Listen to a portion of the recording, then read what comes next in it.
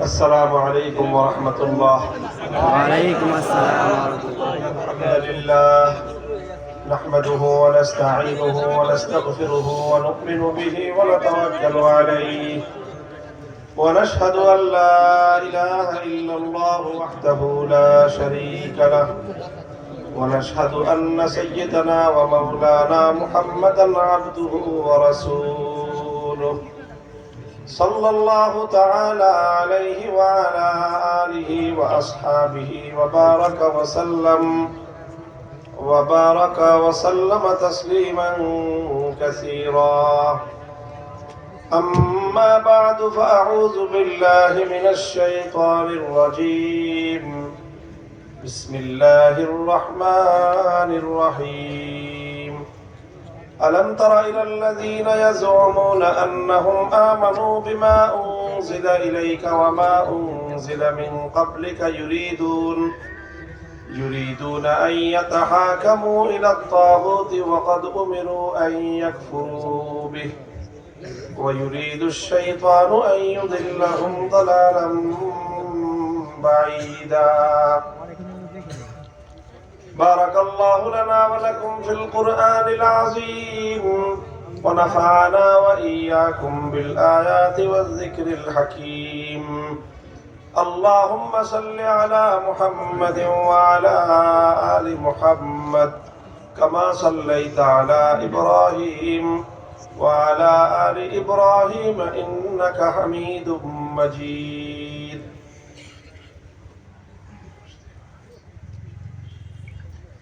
محترم হযরত উলামায়ে কেরাম, সম্মানিত শ্রদ্ধাভাজন আমার বয়োজ্যেষ্ঠ মুরব্বী সাহেবান, সমবেত ইসলাম প্রিয়, কোরআন প্রেমিক, নবী প্রেমিক, তাওহীদি মুসলমান ভাই ও বন্ধুগণ, মাদ্রাসার প্রাণপ্রিয় আমার ছাত্র ভাইয়েরা, পর্দার অন্তরালে অবস্থানরত আমার সম্মানিত মা ও বোনেরা, আমাদের বন্ধুবর বাংলাদেশের অন্যতম একটি উন্নত শিক্ষা প্রতিষ্ঠান জামিয়া ইসলামিয়া দিলু রোড মাদ্রাসার সম্মানিত প্রিন্সিপাল, মার্কাজুল ইত্তেহাদ মাদ্রাসার প্রতিষ্ঠাতা এবং নবাবগঞ্জ আল ইত্তেহাদ ফাউন্ডেশনের সম্মানিত সভাপতি মাওলানা মুফতি সালাউদ্দিন সাহেবের তার বিশেষ উদ্যোগ এবং তার সাথে ব্যক্তিগত ঘনিষ্ঠতার সুবাদে আজকে আপনাদের এই মাহফিলে আসার এবং আপনাদের সঙ্গে সাক্ষাতের সুযোগ লাভ হয়েছে। এই জন্য মোহতারামকে এবং আল ইত্তেহাদ ফাউন্ডেশনের এবং আল ইত্তেহাদ উলামা পরিষদ সকল আলেম ওলামাদেরকে আমি শুকরিয়া আদায় করছি। আল্লাহ রাব্বুল আলামিন তাদের সকলকে উত্তম বিনিময় দান করুন, আমিন। আপনারা এখানে দীর্ঘ সময় পর্যন্ত হযরত উলামায়ে কেরামের কাছ থেকে মূল্যবান আলোচনা শুনেছেন। সম্ভবত আমি একেবারে শেষ পর্যায়ে আপনাদের এবং আমাদের বৃহত্তর এই অঞ্চলের শীর্ষ মুরব্বী, বাংলাদেশের বর্তমানে অন্যতম প্রবীণ মুরব্বী পীর সাহেব মধুপুর আল্লামা আব্দুল হামিদ হাফিজাহুল্লাহ, তিনিও আছেন। ইনশাআল্লাহ হয়তো হুজুর আখেরি মোনাজাত করবেন। তো আমি আপনাদের সম্মুখে সুদীর্ঘ আলোচনা করব না। আপনারা তো আমার আলোচনা বর্তমান সময়ে বিভিন্নভাবে কিছু কিছু শুনে থাকেন এবং আমি কি ধরনের আলোচনা করি সেটাও আপনারা জানেন। তবে কেন এই বিষয়গুলি আমি আলোচনা করি সেটা হয়তো অনেকে জানেন না। আমাদের মধ্যকার অনেকে যারা আমাদেরকে ভালোবাসেন তাদেরও কারো কারো প্রশ্ন থাকতে পারে যে উনি এত চিৎকার করে কি জন্য, এত গরম গরম কথা বলার দরকারটা কি? অনেকে এরকম মনে করে, যারা ভালোবাসে আমাদেরকে তারাও মনে করে যে এই কারণেই তো বিপদে পড়ে, এটা অনেকে বলে। তো আপনাদের কল্যাণ কামিতাকে আল্লাহ পাক রব্বুল আলামিন আরো বৃদ্ধি করে দেন, আমিন। তবে আমি যে কথা যেভাবে বলি এটার পিছনে আমার একটা যুক্তি আছে, কারণ আছে। কারণটা হলো এই, আমি এর আগে আপনাদের কাছে একটা বুখারী শরীফের হাদিসের বর্ণনা শোনাই। হযরতে সাদ ইবনে মুআজ রাদিয়াল্লাহু তাআলা আনহু মদিনার আনসারী যে গোত্রগুলো ছিল, দুটো গোত্র আউস এবং খাজরাজ, আমরা সকলেই জানি। সেই আউস কবিলার সরদার সাদ ইবনে মুআজ রাদিয়াল্লাহু তাআলা আনহু একেবারে সর্বোচ্চ মর্যাদা সম্পন্ন সাহাবায়ে কেরামের মধ্যে উনি একজন। তিনি একবার মক্কায় আসছেন, আল্লাহর নবী হিজরত করার পরে তিনি মক্কায় আসছেন। মক্কায় একজন ব্যক্তির সাথে ওনার ব্যক্তিগত একটা বন্ধুত্বের সম্পর্ক ছিল, উমাইয়া ইবনে খালাফ। কাফের অনেক সময় থাকে না, আপনাদের অনেক হিন্দু বন্ধু আছে না, আছে ব্যক্তিগত, আমাদের সাথে সম্পর্ক আছে। ব্যক্তিগত সম্পর্ক এটা ভিন্ন জিনিস, এটাকে ইসলাম বাধা দেয় না, নিষেধ করে না। তো সাদ ইবনে মুআজ রাদিয়াল্লাহু তাআলা আনহুর সাথে উমাইয়া ইবনে খালাফের একটা ব্যক্তিগত বন্ধুত্ব ছিল। তো সাদ ইবনে মুআজ যখন মক্কায় আসতেন তো বন্ধুর বাড়িতে উঠতেন, আবার উমাইয়া যখন মদিনায় যেত তখন সাদ ইবনে মুআজের বাড়িতে মেহমান হতেন, এরকম আদান প্রদান ছিল। তো ওইবার সাদ ইবনে মুআজ মক্কায় আসছেন, মক্কা শরীফে এসে তিনি উমাইয়া ইবনে খালাফের বাড়িতে মেহমান হয়েছেন। তখন উমাইয়াকে বলছে, দোস্ত আমি তো আসছি আসলে যে কাজে আসি, মক্কা শরীফে যেহেতু আসছি আমি আল্লাহর ঘর বাইতুল্লাহ তওয়াফ করতে চাই, তো তুমি উনজুরলি সাআতা খালওয়াতিল্লাহ আল্লি আনা তুফা বিল বাইত, একটা সময় নিরিবিলি সময় কখন হয় তুমি আমাকে বলো, ওই সময়টা আমি বাইতুল্লাহ তওয়াফ করতে যাব। তো ফাখারাজা বিহি করিবাম মিন নিসফিন নাহার, উমাইয়া ইবনে খালাফ চিন্তা করলো যে দুপুর বেলার সময়টা আরব দেশে যখন প্রচন্ড রোদ থাকে, রৌদ্রের উত্তাপে চারিদিকে গরম, একেবারে আগুনের মতো উত্তাপ ফুটতে থাকে, ওই সময় আরবের মানুষ সাধারণত কেউ ঘরের বাইরে বের হয় না, সবাই যার যার ঘরে থাকে। তো এই সময়টা নিরিবিলি পাওয়া যাবে। তো উমাইয়া সাদ ইবনে মুআজ রাদিয়াল্লাহু তাআলা আনহুকে সঙ্গে নিয়ে বাইতুল্লাহ তওয়াফ করতে আসলো।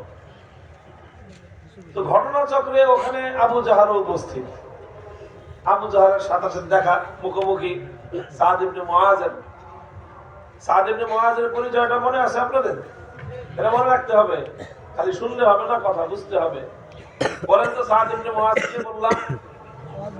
তিনি মদিনার আনসার সাহাবী যারা, মদিনার মুসলমান স্থানীয় যারা, তাদের মধ্যে দুইটা বড় গোত্র, এক গোত্রের প্রধান তিনি, এক গোত্রের প্রধান তিনি। আল্লাহর নবী যে মদিনায় গেছেন, শেল্টার দেয় কারা? এই যারা শেল্টার দেয় দুইজন লোক, তার দুইজনের একজন হলেন তিনি। নবীজিকে মদিনায় শেল্টার দেন, নবীজিকে মদিনায় তারা জায়গা দিয়েছেন, মদিনাকে আল্লাহর নবীর জন্য তারা প্রস্তুত করেছেন এবং মদিনাকে কেন্দ্র করে ইসলাম যেন কায়েম হতে পারে সেই ব্যবস্থা করেছেন। সেই দুইজনের একজন হলেন সাদ ইবনে মুআজ। আর আবু জাহলরা কি চায়? ইসলামকে ধ্বংস করতে চায়। এখন যখন সাদ ইবনে মুআজকে আবু জাহল দেখছে যে মক্কা শরীফে আমার বাড়ির সামনে আইসা নিরাপদে আল্লাহর ঘর বাইতুল্লাহ তওয়াফ করতেছে, তা আবু জাহলের গায়ে গোসায় আগুন ধরে গেছে। সে সাদ ইবনে মুআজকে বলতেছে যে আলা আরাকা তাতুফু বিমাক্কাতা আমিনান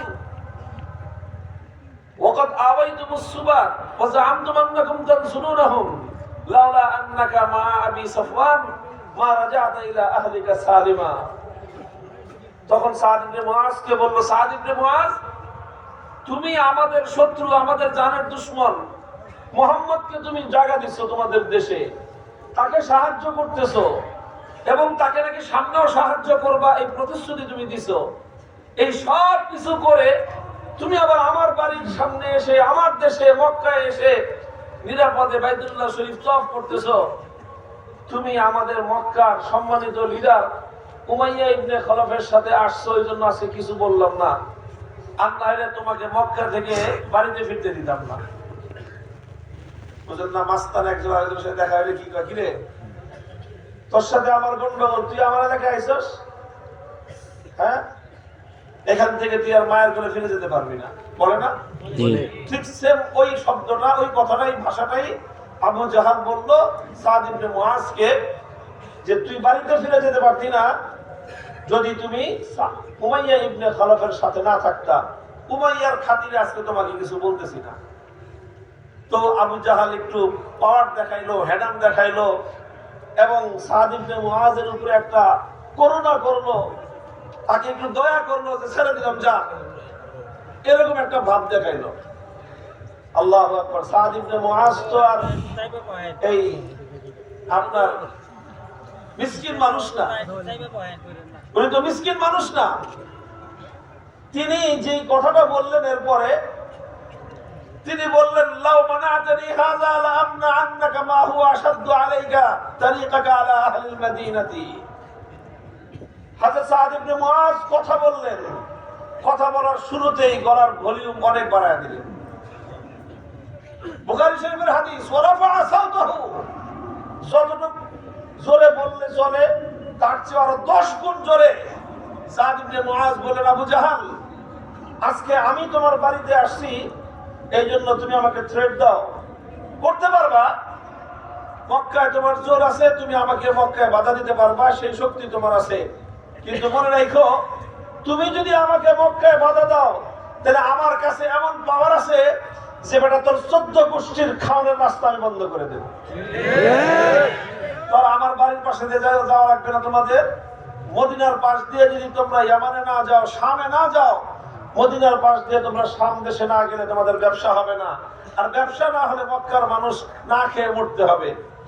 এই কথাটা এত জোরে বললেন সাদ ইবনে মুআজ যে আবু জাহাল যতটুকু জোরে তাকে থ্রেট দিয়েছিল, সাদ ইবনে মুআজ রাদিয়াল্লাহু তাআলা আনহু তার চেয়ে দ্বিগুণ আওয়াজে বাইতুল্লাহর সামনে দাঁড়িয়ে আবু জাহালকে এত জোরে ধমক দিয়েছেন, খবরদার মুখ সামলায় কথা বলবি, আর কোনদিন যদি আমাদেরকে হুমকি দিয়ে কথা বলার চেষ্টা করো, মনে রাখো মদিনার পাশ দিয়ে মক্কাওয়ালাদের যাওয়ার রাস্তা আমি বন্ধ করে দিব। তখন সাথে থাকা বন্ধু উমাইয়া ইবনে খালাব বলে যে, দোস্ত আস্তে বলো, লোকটা নেতা, সে لا ترفع صوتك على أهل الوادي سيد على أبي الحكم سيد أهل الوادي।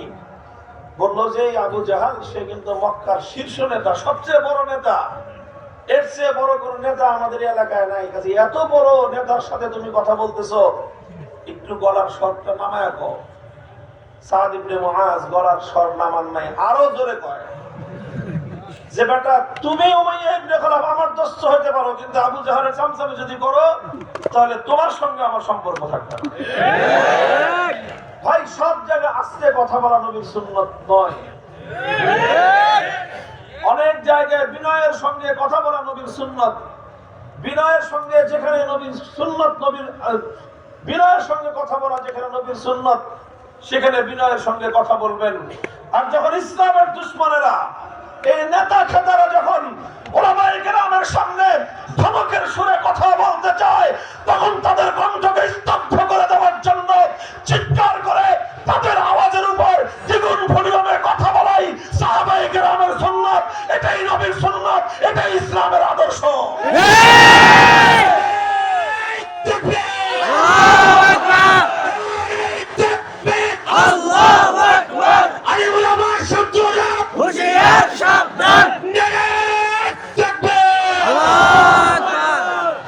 আমার সাথে তাদের দুশ্মনী এই জায়গাটায়, কারণ আমি সাধারণত মাহফিলে এমন কথা বলি যেই কথাগুলো ইসলাম বিরোধীদের গায়ে আগুন ধরা। আমি বলি রাজনীতি নিয়ে কথা বলি, রাষ্ট্র ব্যবস্থা নিয়ে কথা বলি, অর্থ ব্যবস্থা নিয়ে কথা বলি, রাষ্ট্রের অসঙ্গতি নিয়ে কথা বলি, মুসলিম জাতির সমাজ ব্যবস্থা কিভাবে চলা প্রয়োজন সেই বিষয় নিয়ে আমরা কথা বলি। মুসলমানদের জাতির মধ্যে কোন পথে অধঃপতন আসতেছে সেই অধঃপতনের বিরুদ্ধে কথা বলি। নেতা নেত্রীরা কিভাবে মুসলমানদের ঈমান হরণ করতেছে সে ব্যাপারে আমরা মুসলমানদেরকে সতর্ক করি। তারা আমাদের কাছ থেকে কি শুনতে চায় জানেন? তারা চায় যে হুজুররা সুর করে মিলাদ শরীফ পড়াবে আর তারা সিন্নি খাওয়াবে। তারা চায় হুজুররা সুর করে দোয়া করবে, তাদের বাপ দাদা 14 গোষ্ঠী যা আছে সব জান্নাতে পাঠাবে, তারা হুজুরদেরকে হাদিয়া দিবে। অর্থাৎ তারা নেতাগিরি করবে আর উলামায়ে কেরাম হুজুররা তাদের সামনে মিনমিন করবে। এটা হলো তারা চায়। এই জায়গাটাতেই হলো আমাদের বিরোধ ছিল, আর সবচেয়ে বেশি বিরোধ এই জায়গাটায় আওয়ামী লীগের সাথে। আওয়ামী লীগের দোষ কি? যদি আবার আওয়ামী লীগ কোনোদিন বাংলাদেশের রাজনীতিতে ফিরে আসতে পারে, আমরা তাদেরকে বলবো এই ভুলটা, এই অন্যায়টা সংশোধন করে আসবার চেষ্টা করবেন। সেটা হলো এই, তারা আলেম ওলামাদেরকে মসজিদের মিম্বারে দেখতে পছন্দ করে, মসজিদের মেহরাবে আলেম ওলামারা থাকুক, এটাতেও তাদের আপত্তি নাই। হুজুররা মিলাদ পড়ুক, খতম পড়ুক, এতে তাদের আপত্তি নাই।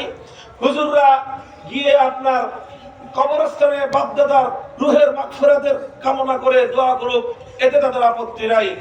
তাদের আপত্তি হলো ওলামায়ে কেরাম যখন কুফরি মতবাদ, ধর্ম নিরপেক্ষতা নিয়ে কথা বলে, তখন তাদের সারা গায়ের মধ্যে আগুন জ্বলতে শুরু করে। অন্যরা বলে বলো হুজুররা কেন বলবে, হুজুরদেরকে এত সাহস দিল কে? এই হলো তাদের মনোভাব। এই একটা জিনিস, তারা ওলামায়ে কেরামের নেতৃত্বকে বরদাস্ত করতে পারে না। আলেম ওলামাদেরকে সহ্য করে, আলেমদেরকে মহব্বত করে, হাদিয়া দেয়, কিন্তু আলেমদের নেতৃত্বকে তারা সহ্য করতে পারে না। এটা হলো আওয়ামী লীগের সবচেয়ে বড় সমস্যা। আগামী দিনে রাজনীতিতে আসতে হলে, আবার তোমাদেরকে দেশে পুনর্বাসিত হতে হলে, আলেম সম্পর্কে, ইসলাম সম্পর্কে, ইসলামী রাষ্ট্র ব্যবস্থা সম্পর্কে তোমাদের এই মূল ভুলটাকে তোমরা শুধরে আসবা। মনে রেখো, এখন বাংলাদেশের মানুষ অনেক সজাগ। শুধু আমাদের আলেম ওলামা এবং আমাদের মাদ্রাসার ছাত্ররা মনে করছো? আলহামদুলিল্লাহ, আমাদের মাদ্রাসার ছাত্ররাও এখন রংবাজি কেমনে করতে হয় শিখে গেছে। সাধারণ রংবাজি না, এই সাদ ইবনে মুআযের মতো আবু জাহালদের সঙ্গে কিভাবে চোখের উপর চোখ রেখে কথা বলতে হয় সেটা আমরা জানি। আবু জাহালদের সঙ্গে কিভাবে চোখের উপর চোখ রেখে কথা বলতে হয়, তাদের কথার জবাব, পাল্টা জবাব কিভাবে দিতে হয়, সেটাও আমাদের মাদ্রাসার শিক্ষার্থীদের শিখে ফেলেছে। তাদেরকে ভালোবাসবা, ভালোবাসা পাবা। আমি বলি আমাদের মাদ্রাসার ছাত্রদেরকে দয়া করে কেউ করুণার দৃষ্টিতে দেখবেন না, ভালোবাসার দৃষ্টি নিয়ে তাকাবেন, মহব্বতের দৃষ্টি নিয়ে তাকাবেন। আমাদের কাছ থেকে মহব্বত আর ভালোবাসা পাবেন। আর যদি মনে করেন যে মাদ্রাসায় যারা পড়ে তারা সব আপনার করুণার পাত্র, তাহলে আপনার ওই করুণার উপর আমরা পেশাব করতে রাজি না। আপনি ভালোবাসবেন, ভালোবাসা পাবেন, মহব্বত করবেন, ভালোবাসা পাবেন। হাত বাড়ায় দিবেন, হাত আমরা বাড়ায় দিব। হ্যান্ডশেক করতে চাইবেন, আমি হ্যান্ডশেক করব। মুআনাকা করতে চাইবেন, আমি গলা মেলাবো। কিন্তু আমার দিকে যদি আপনি চোখ তুলে তাকায় কথা বলবার চেষ্টা করেন, সে চোখ আমরা উপরে ফেলবার চেষ্টা করব। কথাটা হলো এই জায়গায়, এই জায়গায় আওয়ামী লীগের কথা বললাম। এই জন্য অনেকে মনে করতে পারেন যে বর্তমানে তো আওয়ামী লীগ গাতায় পড়ছে, এই জন্য বলতেছেন না। আমরা কল্যাণকামীদের দৃষ্টিতে বলতেছি। সেই সঙ্গে যেহেতু আরেকটা বড় শক্তি আছে, বিএনপির লোকজনদেরকেও বলে দিই, এই বিএনপির লোকজন মাঝে মাঝে আওয়ামী লীগের থেকে এই চরিত্রটা রপ্ত করেন। মনে রাখেন, থাকেন, রাজনীতি করবেন, করেন, দেশে আপনারা থাকবেন, আমরাও থাকবো, ভ্রাতৃত্বের সম্পর্ক নিয়ে থাকবেন, ফলাইতে আসবেন না। আমাদের মাদ্রাসা, মসজিদগুলো, ওয়াজ মাহফিল গুলোতে বিএনপি এবং আওয়ামী লীগের যারা রাজনীতিবিদ আছেন, এতদিন পর্যন্ত আপনারা ধর্মীয় প্রতিষ্ঠানগুলোতে যে সরদারি মারাইছেন, আস্তে আস্তে ওই দিন ফিরে যেতে শুরু করেন। আগামী দিনে মসজিদ, মাদ্রাসা, ওয়াজ মাহফিলে আসবেন শুধু অতিথি হিসেবে। যদি 5 মিনিট বক্তব্য দিতে দেয়, শুকরিয়া আদায় করে 5 মিনিট বক্তৃতা দিয়ে চলে যাবেন। এখানে মাহফিলে আলেম ওলামারা কি বলবে না বলবে, আলেমরা কোন কথা বলবে কোন কথা বলবে না, সেটা সংশোধন করার জন্য আমাদের মুরব্বীরা আছে। আপনারা কি মনে করেন আমি ভুল বললে, আমি অন্যায় কথা বললে আমার ভুল ধরার মতো আমার ওস্তাদরা বাংলাদেশে নাই? আছে, বহু ওস্তাদ আছে, আমাকে এখনো 14 বছর পড়াইতে পারবেন।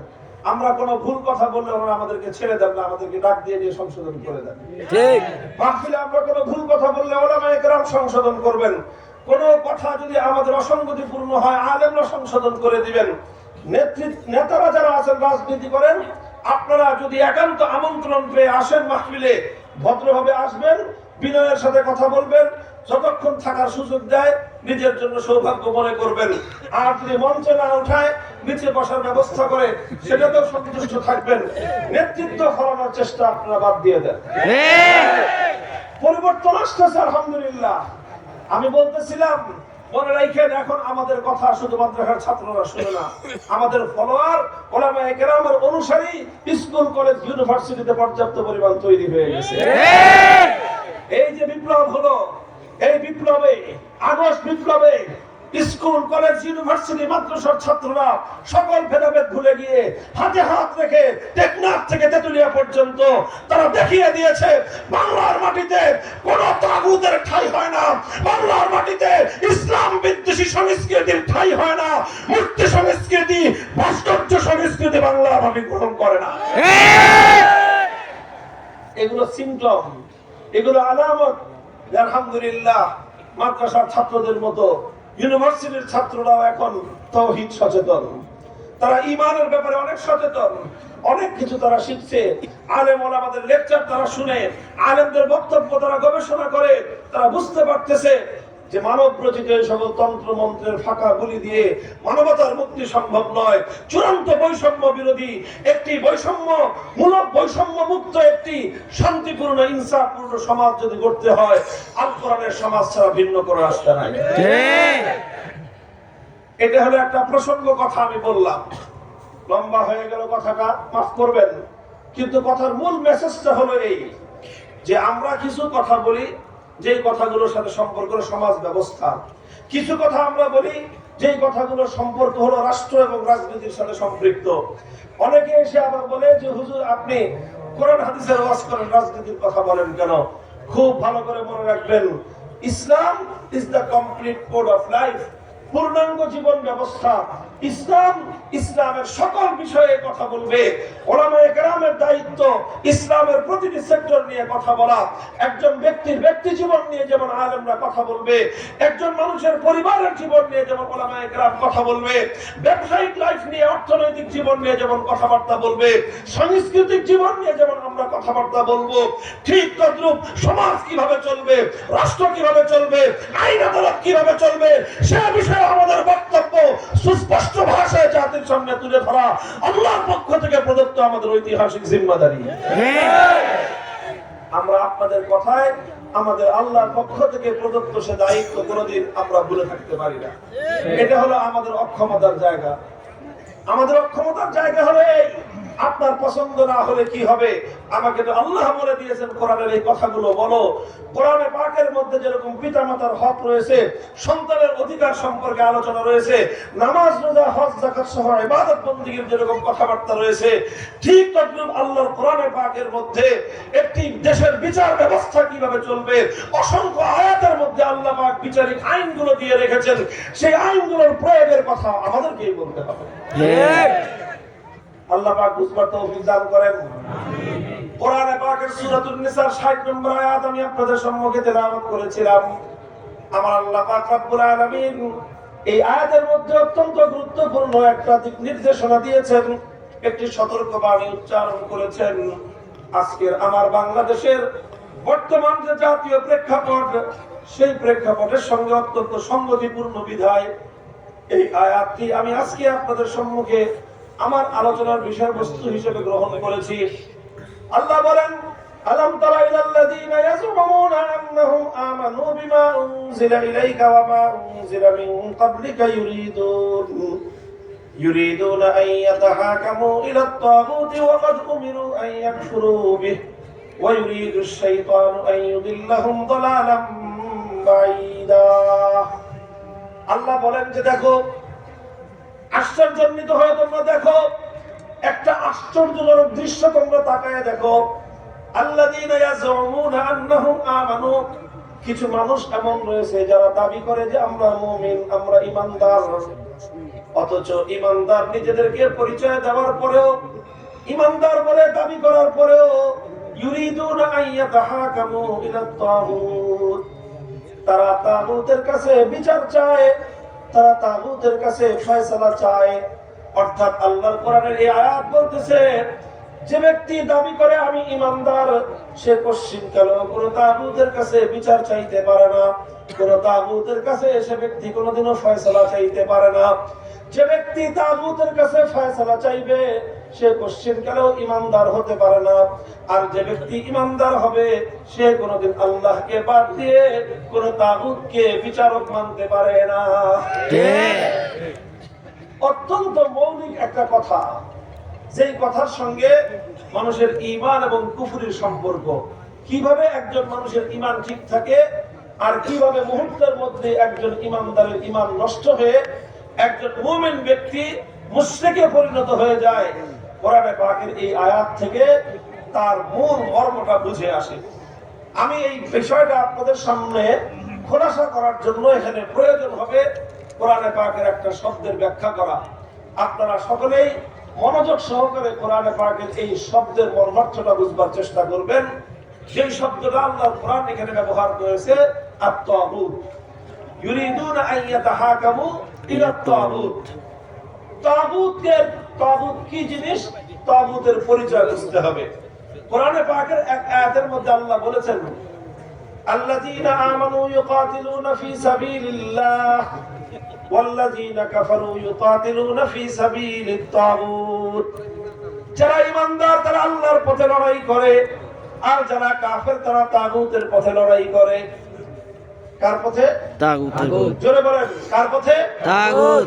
ঈমানদাররা লড়াই করে কার পথে? আল্লাহর পথে। আর বেঈমানরা লড়াই করে কার পথে? তাগুতের পথে। সুতরাং যে আল্লাহর পথে থাকে সে তাগুতের পথে যায় না, যে তাগুতের পথে থাকে সে আল্লাহর পথে থাকতে পারে না। আল্লাহর সঙ্গে তাগুতের হলো বৈপরীত্য। যে ব্যক্তি আল্লাহকে বিশ্বাস করে সে তাগুতকে অস্বীকার করতে হয়, যে তাগুতকে বিশ্বাস করে আল্লাহর উপর তার বিশ্বাস ঠিক থাকতে পারে না। প্রশ্ন হলো তাগুত কি জিনিস, তাগুত কাকে বলা হয়? খুব সংক্ষেপে তাগুতের পরিচয়টা বুঝেন, একটু ডিপ কথা এবং গুরুত্বপূর্ণ একটা কথা। তাগুতের পরিচয়, যেহেতু কোরআনে পাকের অনেকগুলো আয়াতের মধ্যে এই তাগুত শব্দটা এসেছে, এই জন্য যারা কোরআনের গবেষণা করেন, যারা কোরআনের তাফসীর করেন, যারা কোরআনের তাফসীর লিখেছেন কাদীমান ওয়া হাদীসান, সেই সাহাবীদের যুগ থেকে নিয়ে আজ পর্যন্ত প্রত্যেকেই তাগুত সম্পর্কে একটা ডেফিনিশন দিয়েছেন, তার সংজ্ঞা এবং পরিচয় তুলে ধরেছেন।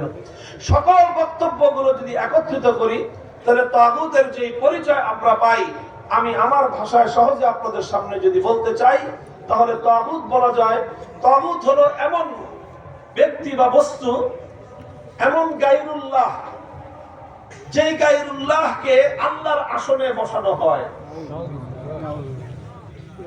কার আসন? আল্লাহ। বসানো হয়েছে কাকে? গায়রুল্লাহকে। গায়রুল্লাহ মানে আল্লাহ ছাড়া ভিন্ন।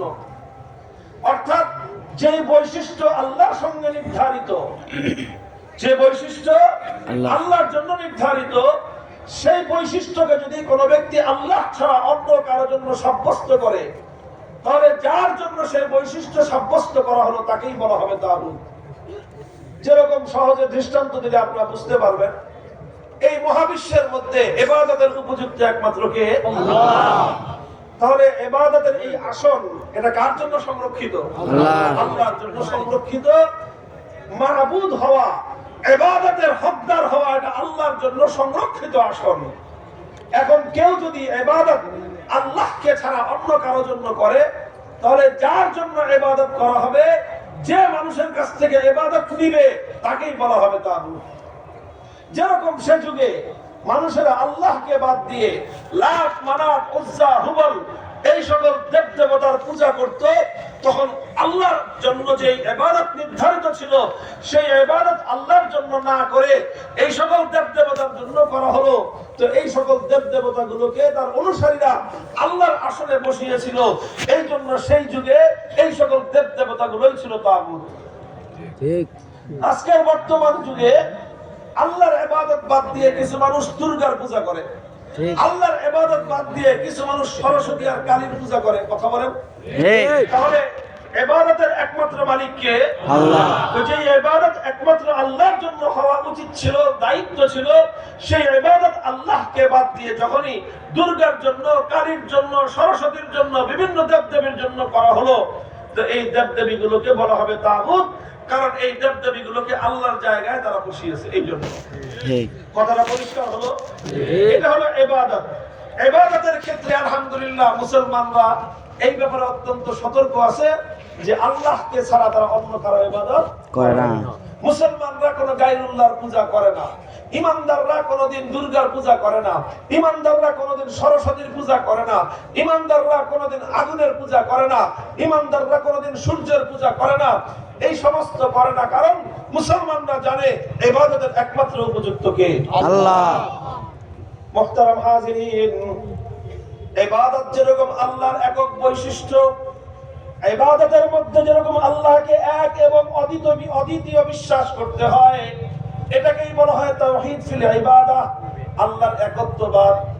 ইবাদতের মধ্যে যেরকম আল্লাহর একত্ববাদকে বিশ্বাস না করলে একজন মানুষ ঈমানদার আর মুসলমান হতে পারে না, ঠিক তদ্রূপ আল্লাহ পাক রব্বুল আলামিনের আরেকটা বৈশিষ্ট্য আছে। আমার আল্লাহর সেই বৈশিষ্ট্যটার নাম হলো তাওহীদ ফিল হাকিমিয়া।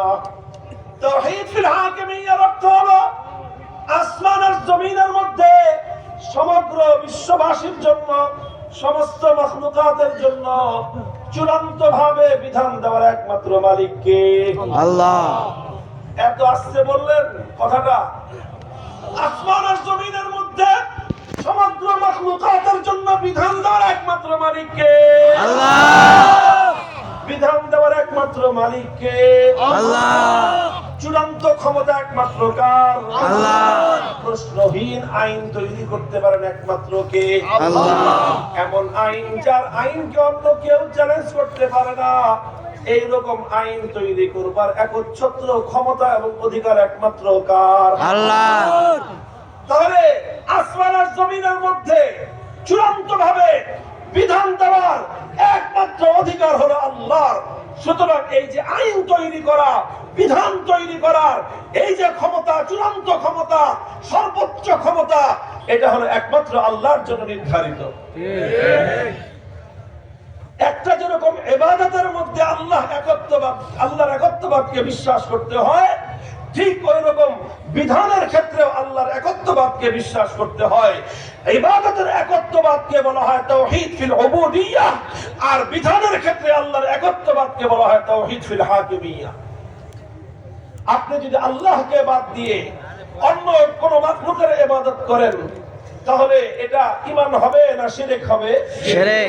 এটা তাওহীদ হবে না শিরক হবে? শিরক। আল্লাহকে বাদ দিয়ে কোন গায়রুল্লাহর ইবাদত করলে, আল্লাহর জায়গায় কোন গায়রুল্লাহকে পূজা করলে যেরকম একজন মানুষ ঈমানদার থাকতে পারে না, ঠিক তদ্রূপ আল্লাহর জায়গায় যদি কোন মাখলুক কোন আইন তৈরি করে, আল্লাহর বিধানকে বাতিল করে কোন মানুষ যদি কোন আইন তৈরি করে, আল্লাহর বিধানকে বাদ দিয়ে কোন মানব গোষ্ঠী যদি কোন বিধান তৈরি করে, সেই বিধান যারা মানবে তারাও ঈমানদার হতে পারে না, তারাই হলো তাগুতে বিশ্বাসী।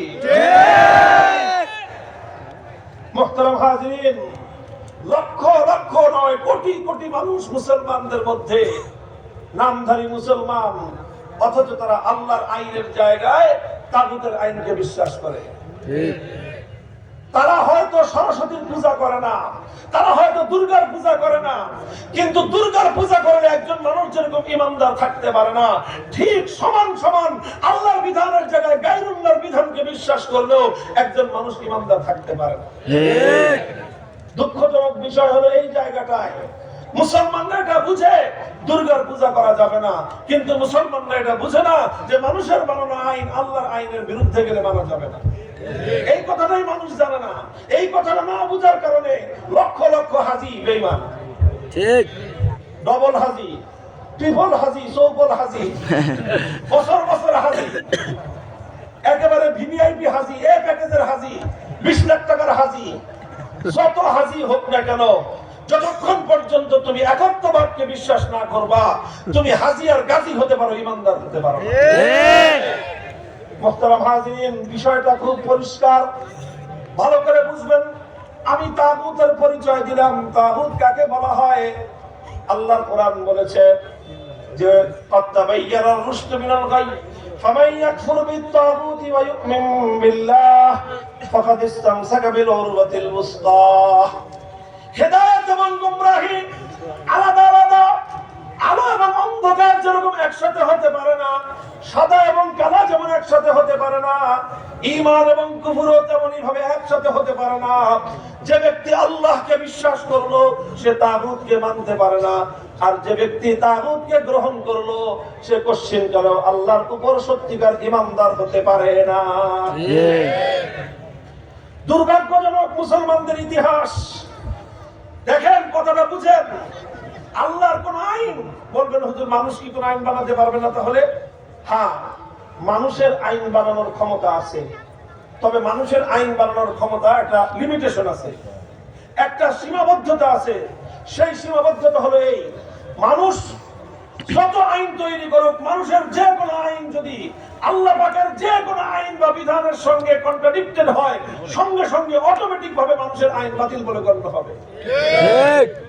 কিন্তু আজকে কি হয়, এখন আমাদের দেশে কি হয়, আমাদের দেশে যেটা হয় সেটা হলো এই, আল্লাহর কোন আইন যদি সংসদের পাশকৃত আইনের সঙ্গে কন্ট্রাডিক্টেড হয়, আল্লাহর আইন বাতিল হয়ে সংসদের আইন কার্যকর হয়, তাহলে যে দেশে সংসদের আইন আল্লাহর বিধানকে অকার্যকর করে রাখতে পারে, সেই সংসদের নামই হলো তাগুত। এটাই হলো পরিষ্কার কথা।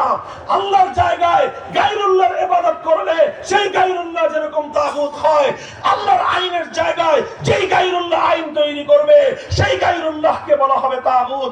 আল্লাহর আইনের জায়গায় কোন রাষ্ট্রপতি যদি আইন তৈরি করে সেই রাষ্ট্রপতিকে বলা হবে তাগুত।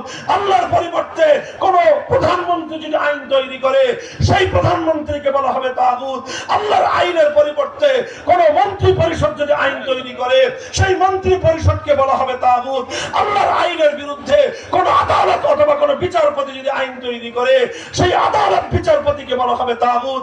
আল্লাহর আইনের বিরুদ্ধে কোন সংসদ, কোন আইন পরিষদ যদি কোন আইন তৈরি করে সেই গোটা সংসদকেই বলা হবে তাগুত।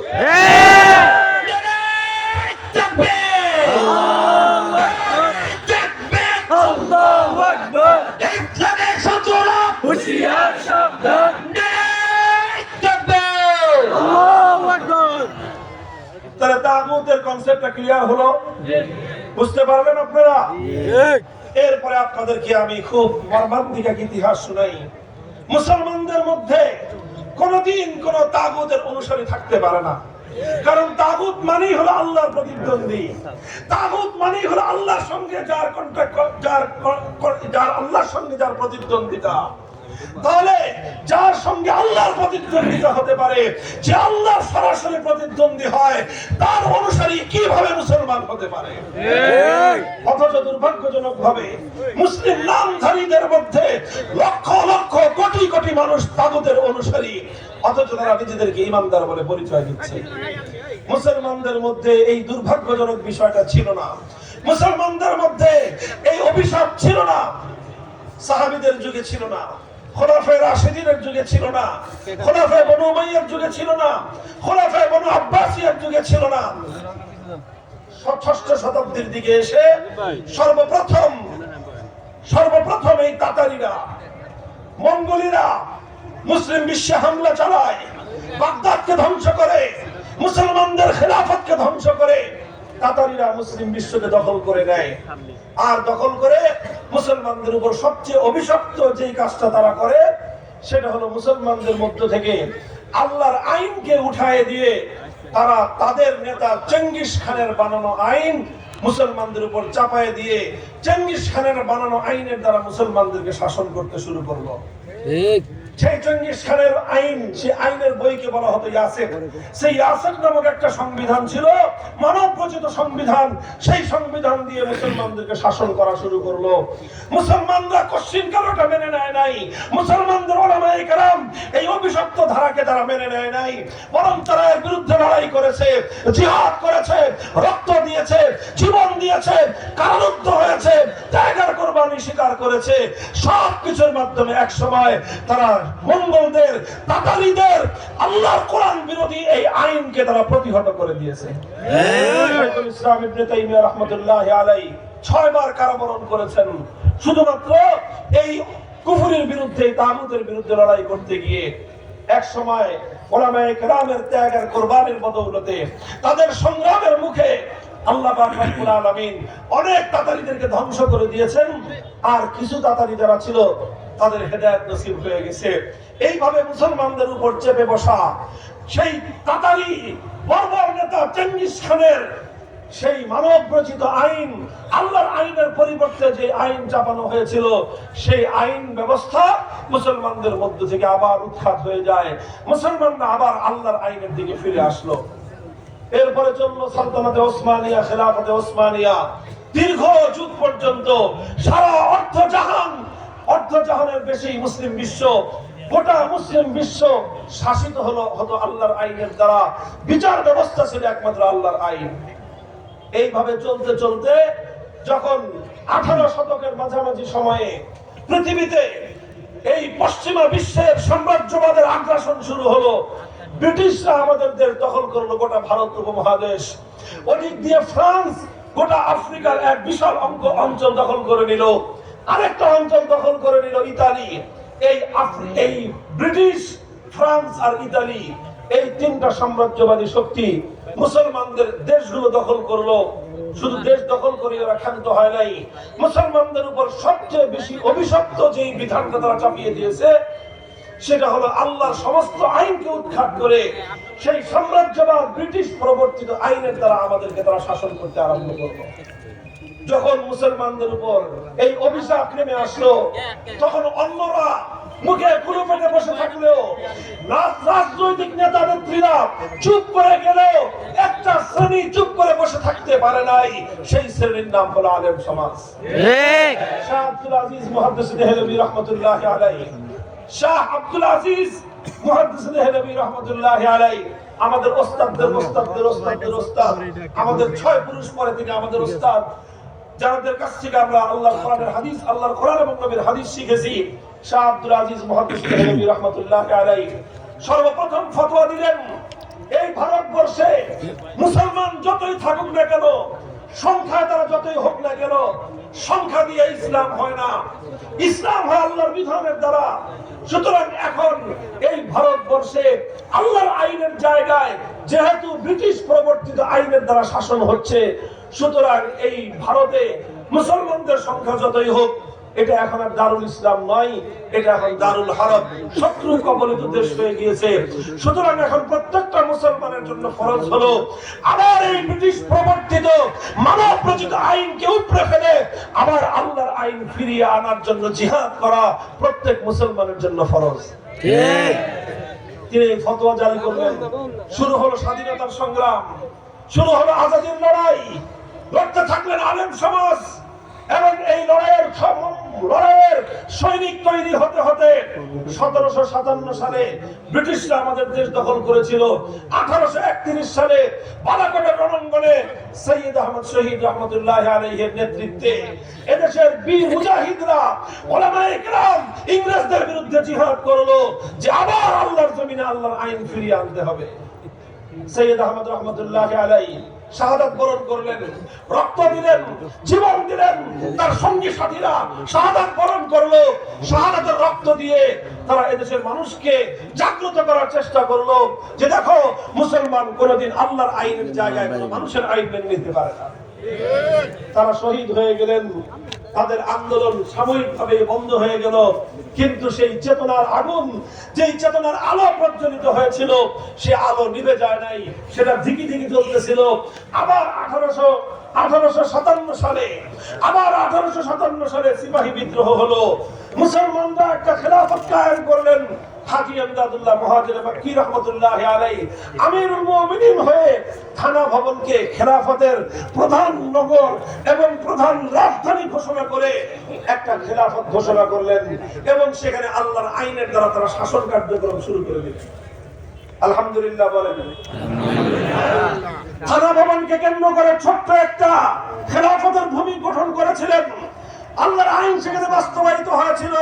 সেখানে আমিরুল মুমিনিন ছিলেন হাজী আমদাদুল্লাহ মুহাজির মক্কি, চিফ জাস্টিস প্রধান বিচারপতি ছিলেন রশিদ আহমদ গাঙ্গুহি, প্রধান সেনাপতি ছিলেন হাফেজ জামিল শহীদ, আর প্রধানমন্ত্রী ছিলেন হযরত কাসিম নানুতুবি রাহমাতুল্লাহি আলাইহি।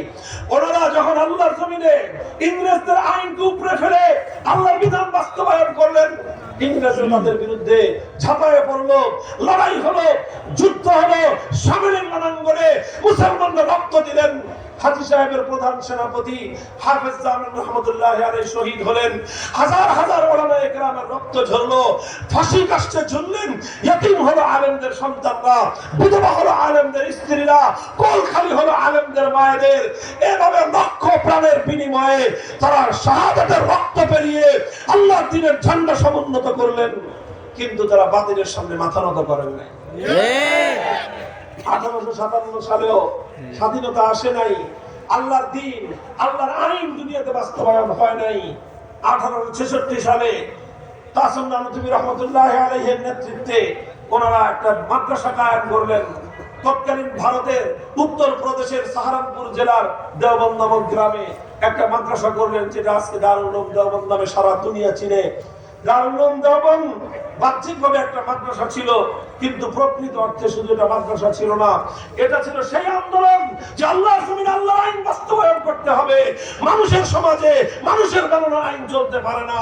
এই আন্দোলনকে সামনে অগ্রসর করার জন্যই ওনারা মাদ্রাসার সাইনবোর্ড লাগায় আল্লাহর দ্বীনের জন্য এবং এই মানুষের অঞ্চলকে, ভারতবর্ষকে মুক্ত এবং স্বাধীন করার জন্য স্বাধীনতার সৈনিক তৈরি করার কাজ শুরু করলেন।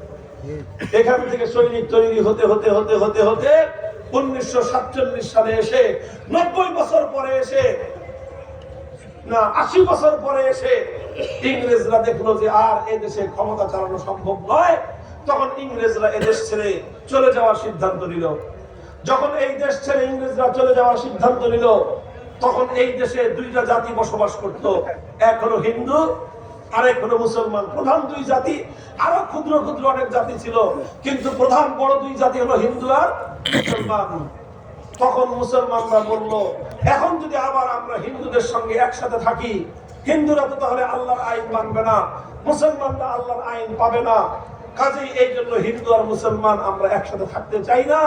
আমরা চাই আমরা দুর্বল থাকতে পারি, আমরা গরিব থাকতে পারি, আমাদের রাষ্ট্র ছোট হতে পারে, কিন্তু মুসলমানদের চিরদিনের আকাঙ্ক্ষা, হৃদয়ের আকাঙ্ক্ষা হলো যতটুকু থাকবে আল্লাহর আইন নিয়ে আমরা থাকবো। তখন গোটা এই ভারতবর্ষের সমস্ত মুসলমান এক সুরে তারা বলতে আরম্ভ করলো, আমরা মুসলমানদের জন্য আলাদা ভূমি চাই, আমরা পাকিস্তান চাই। পাকিস্তান মানে কি? পাকিস্তান মানে এমন একটা রাষ্ট্র হবে যে রাষ্ট্রের সংবিধান হবে আল্লাহর কোরআন, যে রাষ্ট্রের আইন হবে আল্লাহর বিধান, যে রাষ্ট্রের মধ্যে আল্লাহর বিধান বাস্তবায়িত হবে, কোরআনী শাসন কায়েম হবে, এমন একটা রাষ্ট্র হবে পাকিস্তান। যখন এই দাবি উত্থাপন করা হলো, বিশ্বাস করেন হে বাংলাদেশের মুসলমানেরা, এই কোরআনী রাজ কায়েম করার জন্য, ইসলামী শাসন ব্যবস্থার একটা রাষ্ট্র গঠন করার জন্য পশ্চিম পাকিস্তানের লাহোর বলেন, করাচি বলেন, খাইবার পাখতুনখোয়া বলেন, বেলুচিস্তান বলেন, সেই সীমান্ত প্রদেশ বলেন, তারা যতটা ত্যাগের কোরবানি স্বীকার করেছে, তার চেয়ে 10 গুণ বেশি ত্যাগের কোরবানি স্বীকার করেছে এই বাংলাদেশের মুসলমানেরা। আপনারা যারা প্রবীণ রাজনীতির সূত্র জানেন, তারা পড়ে দেখবেন সেই পাকিস্তান আন্দোলনে সর্বোচ্চ ভূমিকা পালন করেছিল এই অঞ্চলের, আমাদের এই বাংলা, অর্থাৎ তখন পূর্ববঙ্গের এই জাতির, এই অঞ্চলের মুসলমানরা সবচেয়ে বেশি কোরবানি স্বীকার করেছে। অথচ আমাদের এই অঞ্চলের মুসলমানরা জানতো আমাদের বাড়ির কাছে কলকাতা, এর আরেকটু দূরে গেলে দিল্লি, ভারতের সাথে আমরা একাকার, চারিদিক দিয়ে ভারত। আমরা যদি ভারতের সাথে থাকি বড় দেশ হবে আমাদের, আমরা যদি ভারতের সাথে থাকি অর্থনৈতিক উন্নতি হবে আমাদের, আমরা যদি ভারতের সাথে থাকি আমরা প্রভাবশালী দেশ নিয়ে থাকতে পারবো। কিন্তু আমাদের পূর্বপুরুষরা, এই বাংলার পূর্বপুরুষরা, মুসলমানরা সিদ্ধান্ত নিল যে না, আমাদের এই পার্শ্ববর্তী কলকাতার প্রয়োজন নাই, আমাদের পার্শ্ববর্তী দিল্লির প্রয়োজন নাই, ভারত নামক এই বিশাল রাষ্ট্রের আমাদের দরকার নাই। আমরা 2000 মাইল দূরের পশ্চিম পাকিস্তানিদের সঙ্গে গাঁট ছড়া বেঁধে পাকিস্তান কায়েম করলাম, পাকিস্তানিদেরকে ভালোবেসে নয়, বরং একটা ভালোবাসায় যে আমাদের আইন হবে আল্লাহর কোরআনের আইন। এই জন্য বড় দুঃখজনক ইতিহাস, এগুলো অন্য কেউ করে নাই, আসমান থেকে ফেরেশতারা নেমে এসে করে নাই।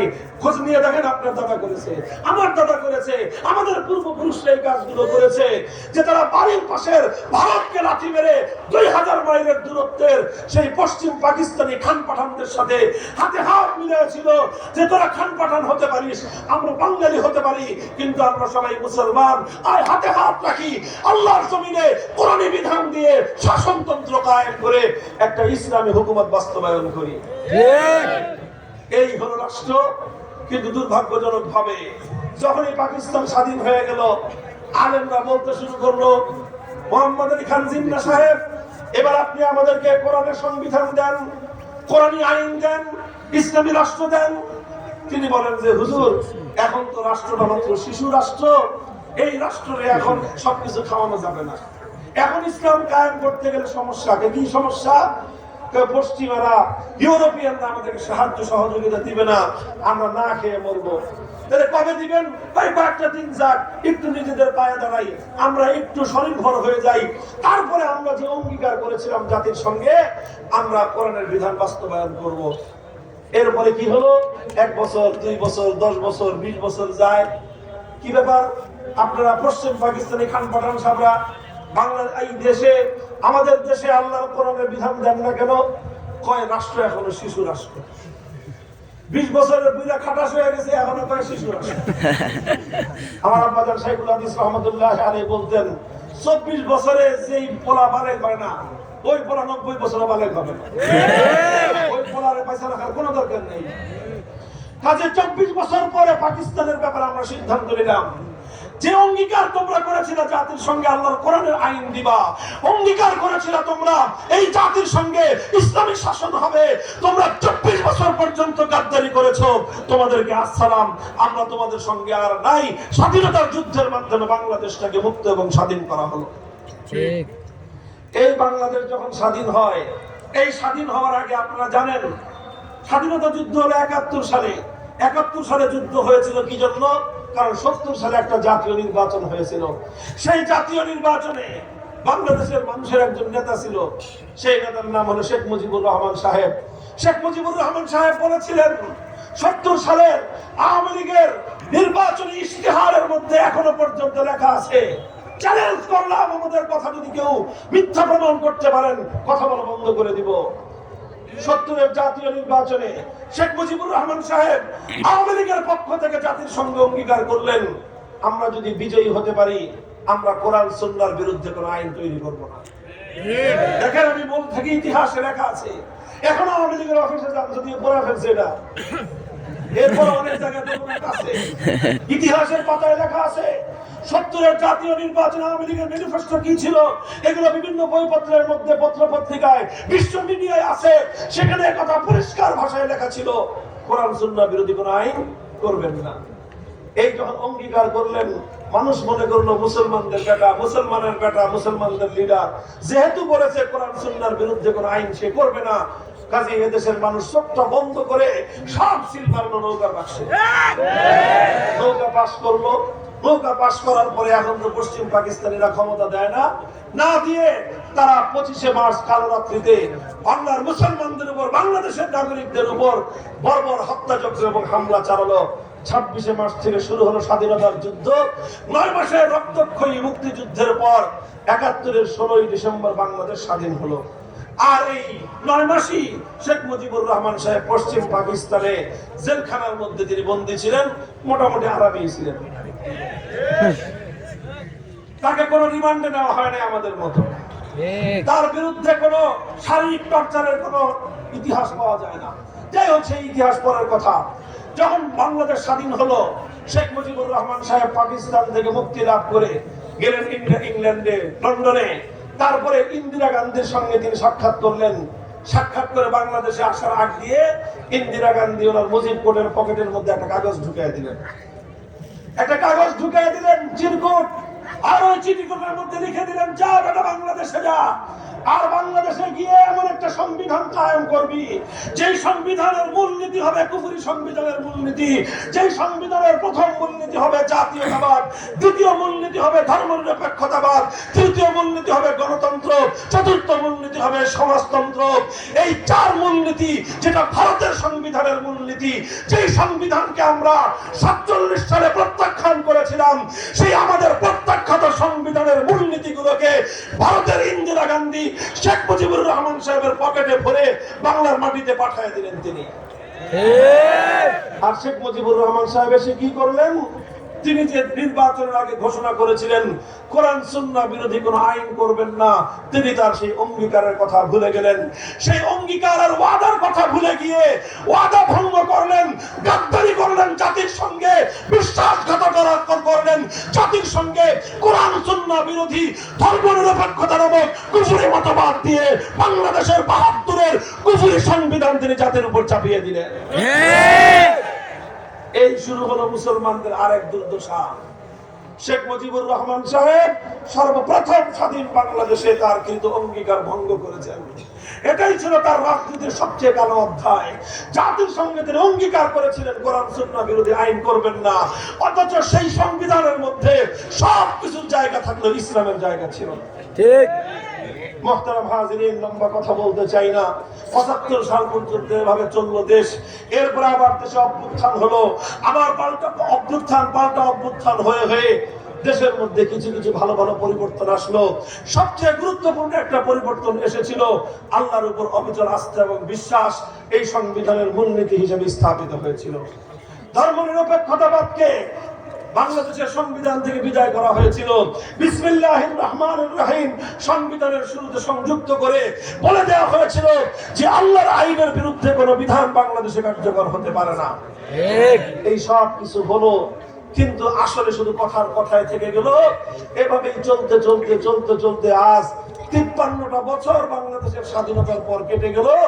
সেই ৭০ সালের কোরআন সুন্নাহ বিরোধী কোন আইন তৈরি না করার যে কমিটমেন্ট ছিল, যে অঙ্গীকার ছিল, সেই অঙ্গীকারের মুখ আজও পর্যন্ত বাংলার মানুষ দেখতে পেল না। এই অবস্থায় আসলো ২০২৪ সাল।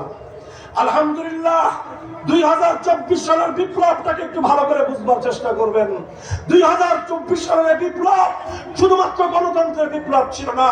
২০২৪ সালের বিপ্লব শুধুমাত্র রাজনৈতিক বিপ্লব ছিল না। ২০২৪ সালের বিপ্লব শুধুমাত্র একটা ফ্যাসিবাদকে বিদায় করার বিপ্লব ছিল না। এই ২০২৪-এর বিপ্লবের অন্তর্নিহিত সৌন্দর্য যদি আপনারা তালাশ করে দেখতে চান, তাহলে আমি দেখতে পাই এই বিপ্লবের অন্তর্নিহিত একটা মর্মার্থ ছিল শিরকের বিরুদ্ধে তাওহীদের বিপ্লব।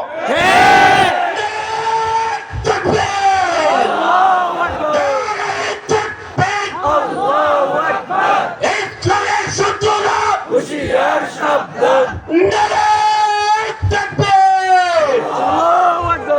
এই তারা বাংলাদেশকে একটা বদ্ধলকতাবাদী, একটা মূর্তির দেশে পরিণত করবার জন্য যা করতে হয় তাই তারা করেছিল। ঠিক। বাংলাদেশে অসংখ্য অগণিত রাষ্ট্রীয় সম্পদ ব্যয় করে মূর্তি দিয়ে বাংলাদেশটাকে মূর্তির নগরে পরিণত করেছিল। ঢাকার শহর সারা পৃথিবীতে একটা মাত্র নগর, যেই নগরের পরিচয় হলো মসজিদের নগর। বলেন কোন নগর? মক্কা শরীফ বাইতুল্লাহ শহর, মদিনা শরীফ আল্লাহর নবীর শহর। দুনিয়াতে আর কোন শহর নাই যে শহরকে মসজিদের শহর বলা হয়। এটা আমার বাংলাদেশের গৌরব। বাংলাদেশের রাজধানী ঢাকা হলো মসজিদের শহর। এই মসজিদের শহরকে মূর্তির শহরে পরিণত করার পায় তারা চালাইল। বাংলাদেশের সবচেয়ে বড় মেগা প্রজেক্ট, হাজার হাজার কোটি টাকা ব্যয় করে পদ্মা সেতু, আর পদ্মা সেতুর সঙ্গে এই পারে ওই পারে রেল সেতু সহ বিশাল এক্সপ্রেসওয়ে হাইওয়ে তৈরি করা হলো। আর এমন ভাবে বলতেন যে আমি পদ্মা সেতু বানিয়ে দিছি, আমি রেল লাইন লাগাই দিছি। মনে হয়তো যে বাপরে বাপ, ওনার বাপদাদা এই পরিমাণ টাকা আমার কাছে রেখে গেছেন যে উনি ওনার বাপদাদা মিরাসের সম্পত্তি দিয়ে আমাদেরকে সেতু বানিয়ে দিছে। আর এখন শুনি ৩০,০০০ কোটি টাকার এই যে সেতু বানানো হয়েছে, এর মধ্যে ২০,০০০ কোটি নাকি দুর্নীতি হয়েছে। ওই কথা বাদ, ওই কথা আলোচনা করতে চাই না। ওটা আপনারা বলেন রাজনীতিবিদরা। আমরা ইমানের জায়গায় কথা বলতেছি। বাংলাদেশের স্বাধীনতা পরবর্তী এই ইতিহাসের সবচেয়ে বড় মেগা প্রজেক্ট পদ্মা সেতুর কপালের উপর একটা বেদি বানাইলো। বেদি বুঝেন না? এই দেবতা যাকে যেখানে রাখে বিশাল এক বেদি বানাইলো। আমরা তো জানি না, কারণ ওই দোলাই পরে কে যায়। ওই বেদি বানাইছে আবার চারদিক দিয়ে টিন দিয়ে ঘেরাও করে। স্থানীয় আলেম ওলামারা খালি তাকে ফুসকি মারে যে ঘটনা কি, এই বেদি বানায় কি জন্য? এখানে পদ্মা সেতু বানাবে, রাস্তা হয়েছে, ব্রিজ হয়েছে, নৌকা বানাইছেন, সব বানান, বেদি বানান। পরে হুজুররা, স্থানীয় হুজুররা খবর নিয়ে জানতে পারলো যে এখানে ওনার বাবার দেবতার মূর্তি বসাবে। এই তখন হুজুররা, স্থানীয় হুজুররা বললেন যে না, এখানে মসজিদ, এখানে মসজিদ। এই মসজিদের শহরের কপালের উপর এত বিশাল মূর্তি, এটা মুসলিম সমাজের সাথে, মুসলমানদের কালচার এবং সভ্যতার সাথে মানানসই হতে পারে না। তারা এই হুজুরের নিয়ে গেল। এই আমাদের মধুপুরের বিশ্ব হুজুর জাতীয় নেতৃবৃন্দের মধ্যে সর্বপ্রথম এই আওয়াজ উঠাইছেন। আল্লাহ পাক হুজুরের হায়াত দারাজ করে দেন। এই আন্দোলনকে আল্লাহ পাক পরিপূর্ণতা দান করুন। ওনারা হুজুর যখনই গেলেন, এই সর্বপ্রথম জাতীয় পত্র পত্রিকা এবং মিডিয়ার চোখ পড়লো যে এখানে তো বেদি বানানো হইতেছে মূর্তি বসানোর জন্য। এই যখন আমরা কথা বলা শুরু করলাম, নানা জায়গা থেকে আমরা কথা বললাম, এই যখন আমাদের কথা মানুষের সামনে আসলো, জাতির সামনে আসলো, এই তো কান্নাকে নিয়ে ফস মেরে উঠলো আর টার্গেট করলো আমাকে, কেউ সবচেয়ে জোরে করে দমন করো। আমাকে দমন করার জন্য এমন কোন ষড়যন্ত্র নয় যে ষড়যন্ত্র রাস্তা তিনি অবলম্বন করেন। আমাদের নেতা আল্লামা জুনায়েদ মাহমুদ নগরী রহমাতুল্লাহি আলাইহিকে ষড়যন্ত্রমূলকভাবে নির্মমভাবে হত্যা করে শহীদ করেছে। আমাদের নেতা আল্লামা নূর হোসেন কাসিমীকে ষড়যন্ত্রমূলকভাবে হত্যা করে শহীদ করেছে। আল্লামা আহমদ শফি রহমাতুল্লাহি আলাইহিকেও ষড়যন্ত্র করে তারাই হত্যা করেছিল।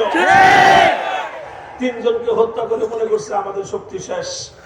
এরপরে আমাকে ধরছে, এমন ভাবে ধরছে যেন আমি আর জাতির সামনে কথা বলার কোনো সাহস না পাই, কোনো কথা যেন জাতি আমাদের কাছ থেকে গ্রহণ করতে না পারে। কিন্তু আলহামদুলিল্লাহ ততদিনে যা বলার আমরা বলে সারছি। ঠিক, ততদিনে আমরা যা বলার বলে সেরেছি। আমি বলেছিলাম আল্লাহর নবী যেদিন মক্কা বিজয় করেছেন, মক্কা নগরীতে আল্লাহর ঘর বাইতুল্লাহকে কেন্দ্র করে 360টা মূর্তি ছিল। আল্লাহ নবী এক একটা মূর্তি আনছেন, পেটের মধ্যে লাঠি মেরে লাঠি দিয়ে খোঁচা মেরে জমিনের মধ্যে ভূপাতিত করছেন আর আয়াত তেলাওয়াত করছেন, জাআল হাক্কু ওয়া যাহাকাল বাতিল ওয়া মা ইউবদিউল বাতিল ওয়া মা ইউঈদ। এই বাতিল অপসারিত হয়েছে, মক্কার ভূমিতে আর কোনোদিন মূর্তি আসতে পারবে না। ঠিক, সর্বশেষ একটা মূর্তি বাইতুল্লাহর ভিতর থেকে বের করে আনা হলো। মূর্তিটা কার? ইব্রাহিম আলাইহিস সালামের মূর্তি। নাউজুবিল্লাহ বলেন। নাউজুবিল্লাহ। আল্লাহর নবী এই মূর্তিটা দেখে সবচেয়ে বেশি ক্ষিপ্ত হলেন, রাগান্বিত হলেন আর বললেন কাতালাহুমুল্লাহ, আল্লাহ পাক এই সমস্ত মুশরিকদেরকে, এই বেঈমানদের উপর আল্লাহর অভিশাপ করুক। কত বড় গাদ্দার, কত বড় বেঈমান যে ইব্রাহিম আলাইহিস সালাম সারাটা জীবন লড়াই করেছেন মূর্তির বিরুদ্ধে, আর আজকে সেই ইব্রাহিম আলাইহিস সালামের মূর্তি বানিয়েছে তারা। এই কথা বলে তিনি নিজ হাতে নিজের বাবার মূর্তি ভেঙেছেন। আমি একটা বয়ানে বলেছিলাম যে এইভাবে আল্লাহর নবী নিজের বাপের মূর্তি ইব্রাহিম আলাইহিস সালামের মূর্তি দেখে তিনি খুশি হন নাই, বরং সবচেয়ে বেশি রাগান্বিত হয়েছেন। অভিশাপ দিয়েছেন এই মূর্তি যারা নির্মাণ করেছেন, নিজ হাতে নিজের বাপের মূর্তি ভেঙেছেন। সুতরাং নিজের বাপ দাদার মূর্তি বানানো এটা আল্লাহর নবীর আদর্শ হতে পারে না, বরং যারা আল্লাহর নবীর আদর্শের অনুসারী তারা বাপ দাদার মূর্তি বানায়, আর যারা নিজেদের বাপ দাদার মূর্তি বানায় তারা মুহাম্মদ আরবির অনুসারী হতে পারে না, তারা আবু জাহালের প্রেতাত্মা। খুব খেপলেন যে আবু জাহালের প্রেতাত্মা কেন বললাম, কামটা করবে আবু জাহাল মার্কা, বলতে গেলে সমস্যা। এই তো খেপলেন আমাদের বিরুদ্ধে, রাষ্ট্রযন্ত্রের সকল শক্তিকে প্রয়োগ করে 3টা বছর পর্যন্ত মানসিক টর্চারে আমাদের জীবনকে একেবারে অতিষ্ঠ করার জন্য আর কোনো ব্যবস্থা সে বাকি রাখে নাই। কিন্তু আলহামদুলিল্লাহ আল্লাহ পাক আমাদের দিকে রহমের দৃষ্টি দিয়েছেন, আল্লাহ সাহায্য করেছেন। আমরা দুর্বল, এজন্য আল্লাহর সাহায্যটা অনেক বেশি এসেছে।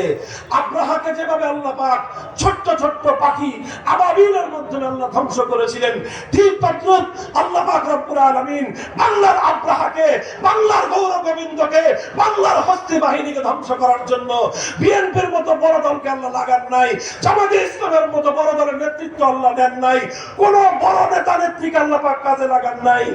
কয়েকটা স্টুডেন্ট, ছোট ছোট ছাত্র, রানিং স্টুডেন্টদের নেতৃত্বে আল্লাহ পাক রব্বুল আলামিন এই গৌর গোবিন্দের পতন ঘটায় দিলেন। 5ই আগস্টের দুপুর বেলায় তিনি পালায়ে গেলেন। এরপরে 1টা ঘন্টা আমরা কোনো আলেম কাউকে কিছু বলি নাই, আমিও কিছু বলি নাই, হুজুরও কিছু বলেন নাই, কেউ কাউকে কিছু বলতে হয় নাই। 1 ঘন্টার মধ্যে টেকনাফ থেকে তেতুলিয়া পর্যন্ত শুধু শেখ মুজিবুর রহমান সাহেবের না, যত সাহেবের মূর্তি ছিল 1 ঘন্টার ব্যবধানে একটা মূর্তিও বাংলার মাটিতে মাথা উঁচা করেছিল না। সব সেই মক্কা বিজয়ের দিন আল্লাহর নবী যেভাবে মূর্তিকে ভূপাতিত করেছিলেন, বাংলার তাওহীদি জনতা, আল্লাহর পয়গম্বরের সাচ্চা উম্মতেরা নবীর আদর্শে উজ্জীবিত হয়ে একইভাবে বাংলার মাটিকে মূর্তি থেকে মুক্ত করেছে। যদি বলেন 5ই আগস্টের বিপ্লবের সিম্পটম কি, 5ই আগস্টের বিপ্লবের আইকনিক লক্ষণ কি, এর প্রতীক কি, আমি বলবো এর প্রতীক হলো মূর্তি অপসারণ করা। আমরা ওই সময় ছিলাম সেনানিবাসে, সেনা প্রধানের সঙ্গে বৈঠক করতেছি, কখনো তিনি ঘোষণা দেন নাই। এরপরে ঘোষণা দিলেন, জাতির উদ্দেশ্যে ভাষণ দিয়ে আমাদেরকে নিয়ে রওনা হলেন বঙ্গভবনে। এই জাহাঙ্গীর গেট থেকে বিজয় সরণির মোড় 1 কিলোমিটার হবে, হতে পারে 1 কিলোমিটার, মাঝখানে প্রধানমন্ত্রীর কার্যালয়। ওখান থেকে জাহাঙ্গীর গেট থেকে পার হয়ে বিজয় সরণি পর্যন্ত আসতে আসতে দেখি 5 তলার সমানে বিশাল দেবতার কান্দের উপর বাঙালি বসা। কারো হাতে হাতুড়ি, কারো হাতে কুড়াল, কারো হাতে লাঠি, কারো হাতে দড়ি, কারো হাতে যে যেমনে পারছে গলার মধ্যে একজন দড়ি পড়ছে, আরেকজন শাবল নিয়ে পিটাইতেছে, আরেকজন হাতুড়ি নিয়ে বেরিয়েছে, আরেকজন শাবল নিয়ে গুতিতেছে। এত বিশাল মূর্তি, এটা তো এমনি ভাঙা সম্ভব না। কিছুক্ষণ পর ওখানে থাকতে থাকতেই দেখি ইয়ার মোটা জাহাজ বাংলা রশি আছে, এই রশি নিয়ে করছে বিজয় সরণিতে, এই বসে এনে ফেসেছে গলার মধ্যে, কিন্তু তো কাজ হয় না। এত মোটা মোটা রড, এই 10 তলা বিল্ডিং বানানোর রড দিয়ে বানাইছে। পরে কোত্থেকে পিটায় ঠ্যাং ভাঙছে, ঠ্যাং ভাঙা তারপরে হ্যাকসো বেড়ে নেয় না, তারপরে রড কাটছে। এই কাটতে কাটতে সন্ধ্যা হয়ে গেছে। তারপরে সন্ধ্যার সময় এই বিশাল রশি দিয়ে হেঁচকা টান দিয়ে এই দেবতাকে মাটিতে শোয়াইছে। বলেন বলে দিচ্ছে, কেউ বলতে হয় নাই। কারণ এদেশের মানুষের হৃদয়ের মধ্যেই তখন 2021 সালে যখন এই ভাস্কর্য নিয়ে আলেমরা আমাদের সঙ্গে তারা লড়াই বেঁধেছিল, যখন তারা আলেমদেরকে অপমান করার চেষ্টা করেছিল, মূর্তির বিরুদ্ধে কথা বলার অপরাধে আমাদেরকে শাস্তি দেওয়ার চেষ্টা করেছিল, আমরা শাস্তিপ্রাপ্ত হয়েছি, আমরা জুলুমের শিকার হয়েছি, আমাদের কণ্ঠ কারাগারের অন্ধকার প্রকোষ্ঠে বন্ধ হয়ে গিয়েছে, কিন্তু তাওহীদি জনতার হৃদয়ের আগুন নিভে যায় না। এই আগুনের 5ই আগস্ট সারা দেশের সমস্ত মূর্তি জুড়ে ভস্ম হয়ে গিয়েছে। আল্লাহ পাক বুঝার তৌফিক দান করেন। আমিন। আখেরি কথা, এত লম্বা ওয়াজ কেন করলাম? এখন বাংলাদেশের আওয়াজ হলো চারিদিকে সংস্কারের আওয়াজ। ঠিক কথা বলেন। ঠিক। ডক্টর ইউনূস সাহেব বলতেছেন ওনারা সংস্কার না করে নির্বাচন দিবেন না। ভালো কথা, নির্বাচন ব্যবস্থা সংস্কার করবেন, আগ্রহ করবেন, বাগ্রহ করবেন, সব করেন। একটা কথা শুধু আমাদের কথাটা কানে ভালো করে পানি দিয়ে তারপরে কটন বাদ দিয়ে ঘুরে রাখেন কানের মধ্যে। সেই কথাটা হলো এই, এদেশের মানুষ আল্লাহর আইন বিরোধী আইনকে প্রতিহত করার জন্য, এদেশের মানুষ আল্লাহর কোরআনের সংবিধান দ্বারা শাসিত হওয়ার জন্য দীর্ঘ শত শত বছর পর্যন্ত লড়াই করেছে, সংগ্রাম করেছে। এদেশের মানুষের সঙ্গে একবার 1947 সালে গাদ্দারি করেছিল পশ্চিম পাকিস্তানিরা, আর একবার 1970 সালের পরে 72 সালে গাদ্দারি করেছিল আওয়ামী শেখ মুজিবুর রহমান সাহেবরা। এরপরে যারা যারা আসছেন, বিএনপি বলেন, ইরশাদ বলেন, জাতীয় পার্টি বলেন, কিছু কিছু করলেও সেই গাদ্দারি রাস্তা থেকে বের হয়ে আসেন। এবার আমাদের স্পষ্ট কথা, 5ই আগস্টের বিপ্লবের পর আমরা বেশি কিছু চাই না, একটা কথা চাই, আমাদের সংবিধানে একটা ধারা সংযুক্ত হতে হবে। সেই ধারাটা হলো এই, যে এই সংবিধানের আওতায় কোন নীতিমালা, কোন আইন, যে কোনো বিধান আল্লাহর কোরআন এবং নবীর সুন্নাহর পরিপন্থী হবে, সমস্ত নীতি আইন বাতিল বলে গণ্য হবে। এই একটা ধারা সংযুক্ত করে দেন, ইনশাআল্লাহ এদেশের মানুষ আপনাদেরকে স্যালুট দিবে। আর যদি মুসলমানদের প্রাণের এই সংস্কার করতে ব্যর্থ হন, মনে রাখবেন 5ই আগস্টের বিপ্লব এটা যদিও পূর্ণাঙ্গ ইসলামী বিপ্লব ছিল না, তবে এটা ইসলামী বিপ্লবের পূর্বাভাস। সূর্য ওঠার আগে সুবহে সাদেক হয়, সুবহে সাদেক হলে সকল দুনিয়ার মানুষ বুঝতে পারে ঘন্টাদের ঘন্টার মধ্যে সূর্য উঠবে। 5ই আগস্টের মূর্তি বিরোধী এই গণ অভ্যুত্থান গোটা বাংলার মুসলমানদের অভূতপূর্ব জাগরণ প্রমাণ করে বাংলার মাটিতে পরবর্তী বিপ্লব হবে আল্লাহর কোরআনের বিপ্লব, ইসলামের বিপ্লব।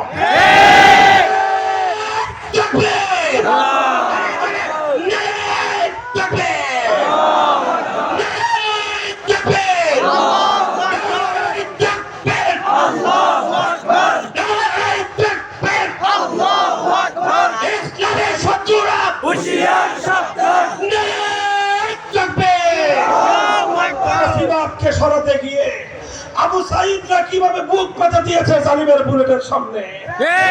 2000 আমার সন্তানদের প্রাণের বিনিময়ে ফ্যাসিবাদকে উৎখাত করা হয়েছে।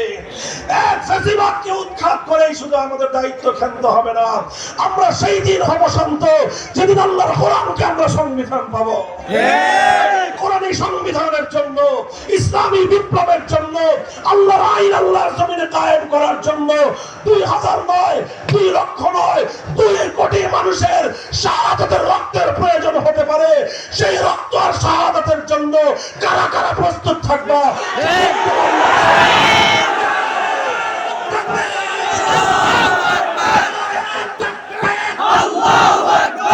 ইসলামের শত্রুরা হুঁশিয়ার সাবধান, ইসলামের শত্রুরা হুঁশিয়ার সাবধান। মামুনুল হক এগিয়ে চলো, আমরা আছি তোমার সাথে। ইসলাম এগিয়ে চলো, আমরা আছি তোমার সাথে। নারায়ে তাকবীর। মুহতারাম হাজিরিন, আমাদের দেখতে পাচ্ছি আমাদের সর্বজন মুরব্বী মধুপুর হযরত পীর সাহেব হুজুর এখানে উপস্থিত রয়েছেন। ইনশাআল্লাহ সকলে বসেন, হুজুর দোয়া করবেন।